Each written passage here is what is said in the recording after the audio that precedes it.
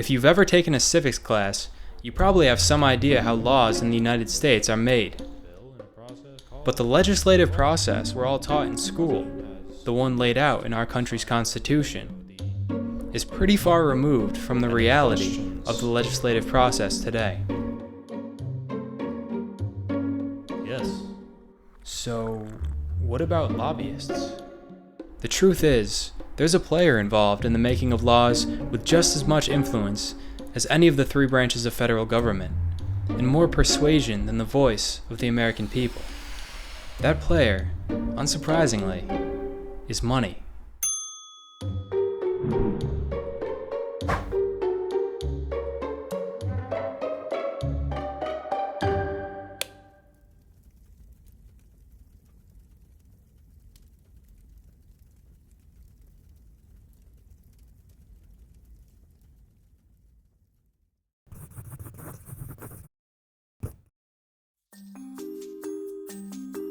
If you break down the expenditures of a congressional campaign, you'll see a bit of money goes towards headquarter rent and utilities, a bit for staff payroll, some for phones and polling and printing and mailing, but the largest piece of the pie, by far, goes toward media buys. And the more money a candidate can pump into this piece, the better. The more you're seen and heard, the more likely you'll be voted for. The trouble is, media airtime is expensive. It's not surprising then that the candidates with the most money usually win. Over the last decade or so, House candidates who outspent their opponents won election more than 90% of the time on average. And the average cost for a House seat in the 2012 elections?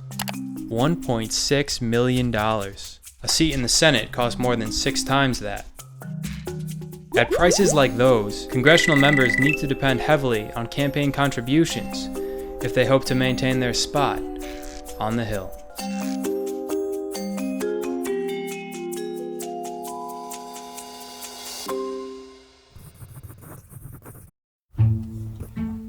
So, who has the money?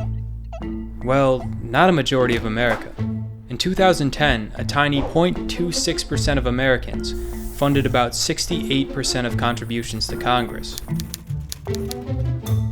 Most of the money that's helping congressmen win elections is coming from a select group of mega donors, all of which have very specific, and usually economic, interests.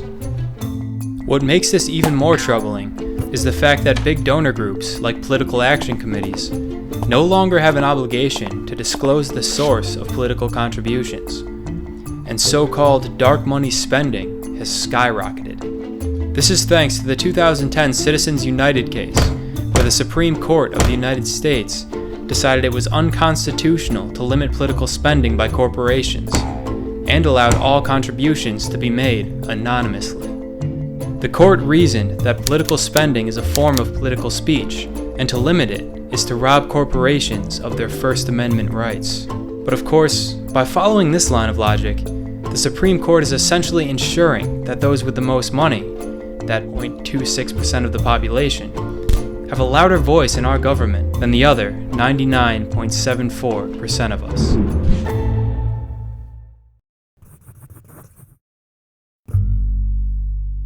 It's rare that a congressman would side with donors over constituents if dealing with an issue that the public is outspoken about. However, a large majority of the legislation brought before Congress is not well publicized. Bills dealing with corporate tax policy don't often grab headlines. But these issues heavily dictate our national priorities, economics, and day-to-day life. Lobbying is the reason why corn syrup and other ingredients found in fast food are subsidized 26 times more heavily than apples and other vegetables. It's why big oil and gas companies receive subsidies while banking $250,000 in profit every minute. Why education lenders like Sallie Mae remain loosely regulated and make huge profits off of student debt. And why, despite comprehensive healthcare reform, it is still illegal for the government to negotiate drug prices. Lobbyists can be important in helping congressmen to understand and address prevalent issues, but they can't meet with every interest group. And when the decision comes down to meeting with a campaign contributor or non-contributor, well, the decision is not hard to make. The bottom line is that money gives interest groups and individuals access to lawmakers not given to the rest of us. and the rest of us are oftentimes not of much interest to those interest groups. Like we're taught in civics class, you're only supposed to need a mind, a voice, and a will to participate in American politics.